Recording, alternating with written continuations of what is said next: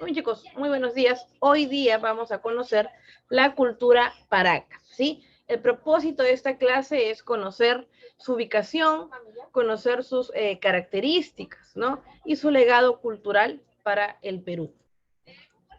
Podemos decir que la cultura Paracas, su ubicación, ¿dónde estuvo? Ella es una civilización que se situó a lo largo de nuestra costa sur central, ¿no? En la costa que bañada por las aguas del Océano Pacífico, y el centro cultural estuvo ubicado en la colina del Cerro Colorado, cerca de la península de Paracas.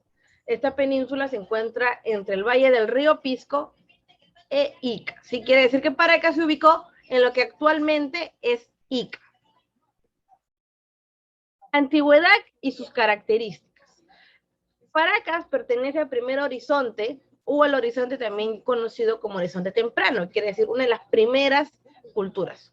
Su antigüedad data de los 400 años antes de Cristo a 200 después de Cristo. Tuvo un gran periodo de apogeo la cultura Paracas.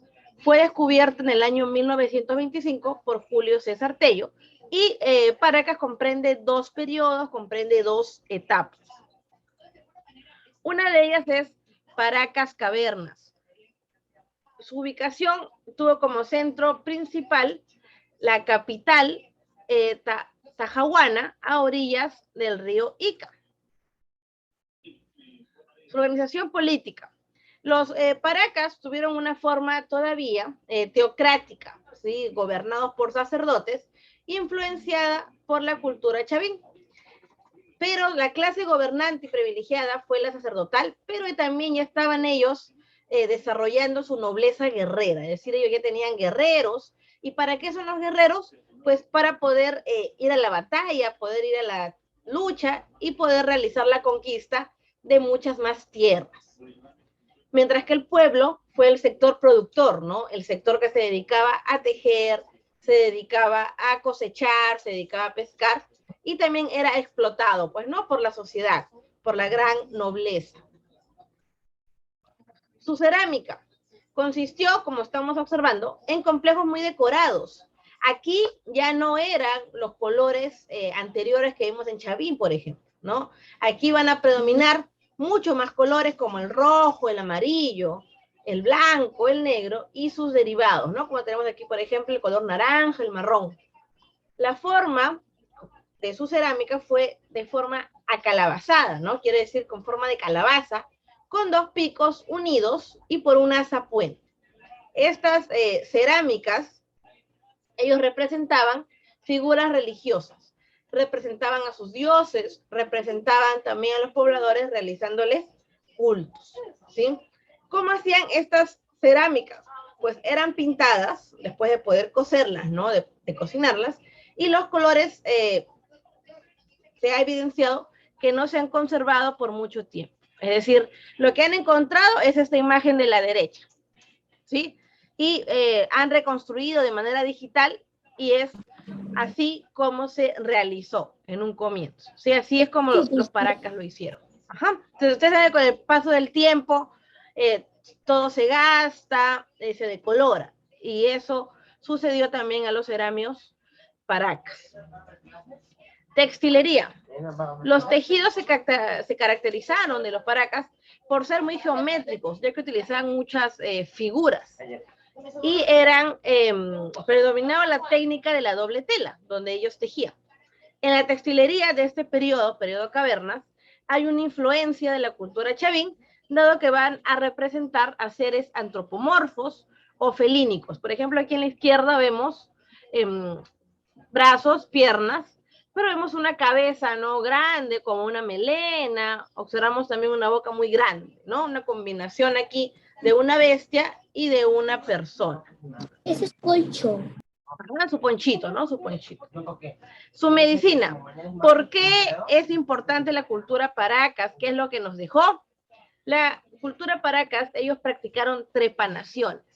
¿Qué es trepanaciones? Pues ellos realizaban, así como vemos aquí en la imagen de la derecha, realizaban hoyos, realizaban huecos en los cráneos de las personas para poder tratarlos de diversas enfermedades que ellos pudieran tener.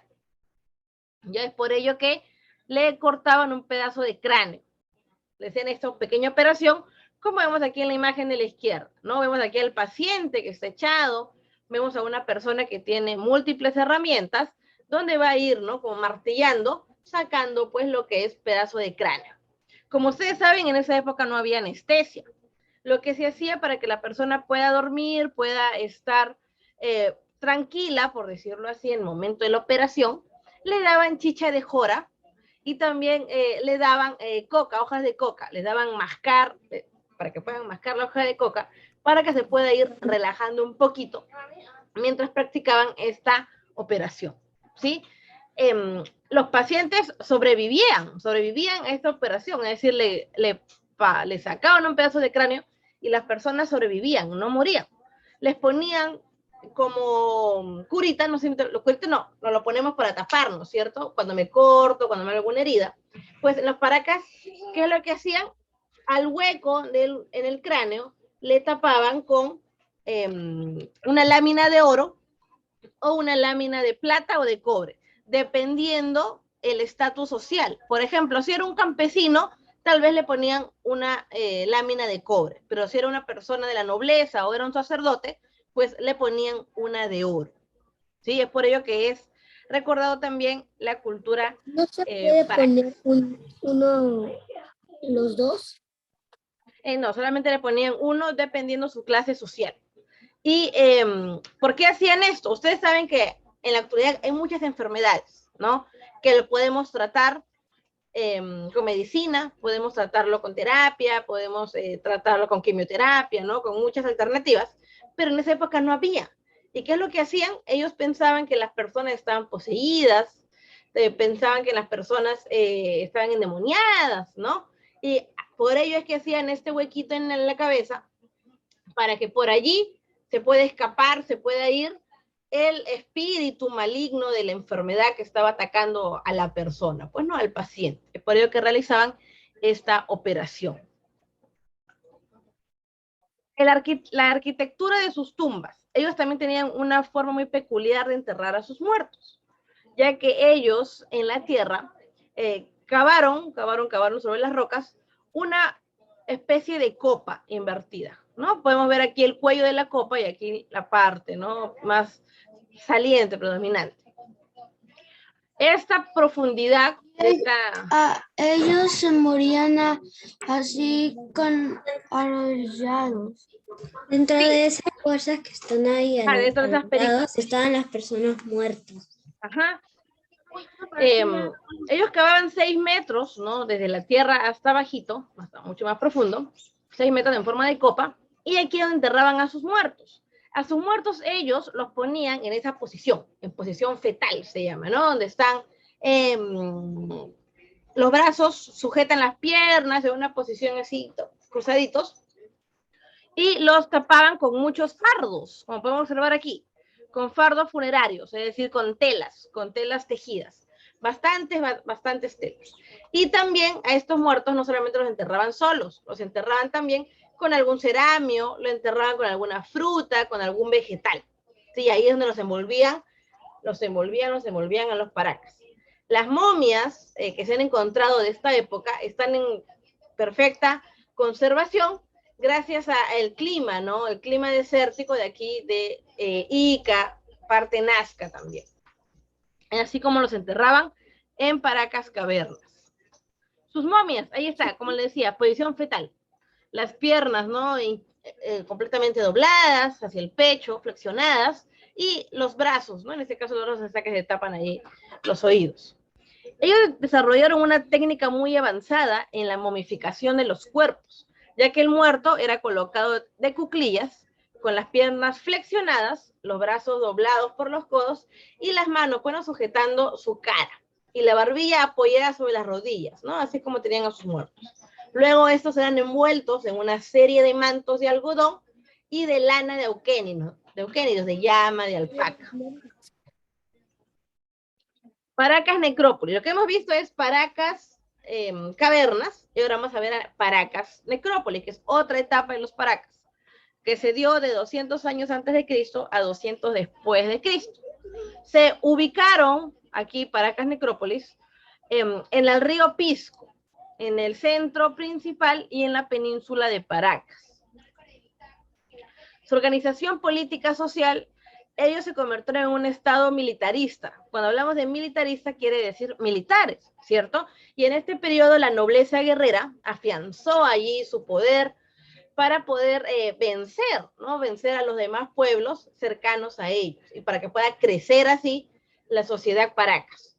La economía en esta época Paracas se sustenta en la agricultura y en la pesca, por estar cerca, pues no, aquí al océano. Su cerámica, como podemos observar, se mantuvo, ¿no? Las formas estéticas de Paracas Cavernas, pero su pintura podemos ver que fue monócroma. Ya no volvieron tanto a los colores rojo, amarillo, colores encendidos, sino colores más sobrios. Las decoraciones en este caso fueron de animales, en especial de peces, ¿no? De peces que ellos veían cuando pescaban, de plantas y personas. Ya dejaron de representar a dioses, dejaron de representar a seres antropomorfos y ellos plasmaban en su cerámica, sus esculturas, algo que ellos veían, ¿no? Como los animales, como los peces que ellos podían capturar y sacar del agua. En su textilería, su arte textil de los Paracas ha sido considerado una de las mejores culturas, ¿no? Precolombinas, no solamente del Perú, sino también de otros países. Ellos utilizaron lana de vicuña y de algodón, y su textilería fue armónica y con muchos colores, como observamos aquí abajo. Ellos realizaron dibujos de animales, antropomórficos también, y geométricos en sus diseños. Sus características generales son estos mantos, ¿no? Funerarios con los que envolvían aquí a sus muertos. Sus colores eran polícromos, utilizaron inclusive hilos de oro en sus tejidos y utilizaron figuras antropomórficas y zoomórficas, quiere decir de animales, para poder plasmar en sus textiles. Aquí tenemos otra imagen, como podemos observar, ¿no? Se destacan los múltiples colores, se destacan también los tintes, ¿no? Ajá. Y la técnica empleada en su elaboración, ¿no? Inclusive podemos ver la imagen, pero nos imaginamos su textura, ¿cierto? ¿No? Esa textura así suavecita, ese relieve también, por ejemplo, aquí en las trenzas, en el sombrero de ese personaje.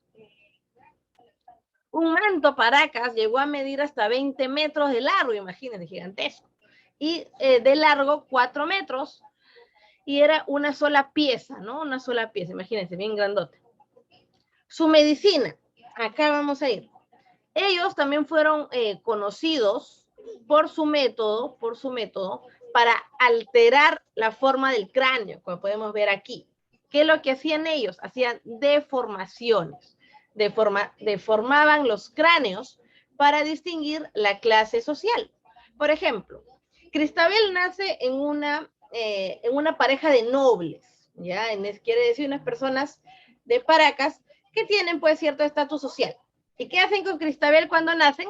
A Cristabel le van a poner en la cabeza, en cada lado, 2 tablas, como observamos aquí, y le van a amarrar tiras, ¿no? Tiras de algodón. ¿Para qué hacían esto? Para deformar el cráneo. Es decir, si Cristabel tenía un cráneo, ¿no? Como el que conocemos nosotros, una cabeza normal, pues si hubiéramos nacido en Paracas, tendríamos nuestra frente mucho más alta, mucho más amplia, al igual que la parte de atrás de nuestra cabeza, ¿no? Como podemos ver aquí, el cráneo se iba para arriba. Y las personas que tenían el cráneo así más grande, ¿no? Mucho más extenso, eran aquellos que tenían un estatus social mucho más alto. ¿Ya? Es por ello que realizaban estas deformaciones, donde vamos a observar los cráneos estirados y un cráneo inclinado, ¿no? Un cráneo inclinado para atrás. En la arquitectura de sus tumbas existieron también cámaras subterráneas de entierro con una capacidad mucho más amplia. Ya no eran lo que estas pequeñas copas, ¿no? Que cavaban en la tierra, sino ya era una especie de cementerio. El periodo de Paracas Necrópolis recibió su nombre por el hecho pues que era una gran ciudad, un gran cementerio, ¿no? De muertos. y todavía lo seguían enterrando como hemos visto anteriormente, ¿no? Aquí, por ejemplo, un cesto, la momia, que es la persona que está colocada en posición fetal, los paños de algodón que lo van a recubrir y las telas finas que también van a recubrir al cuerpo.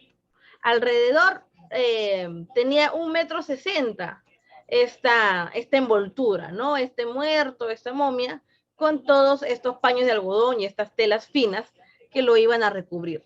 Claro que también las telas finas dependían del muerto, ¿no? Si era un muerto de una clase social alta, pues iban a ser telas decoradas con hilos de oro inclusive, ¿no? Y si era un simple, pues un simple morador, un simple poblador, pues las telas ya no serían tan finas, ¿no? Ya tal vez ya no tendrían hilos de oro, solamente realizados con lana, ¿no? O solamente fardos de algodón. Es así como ellos enterraban a sus muertos.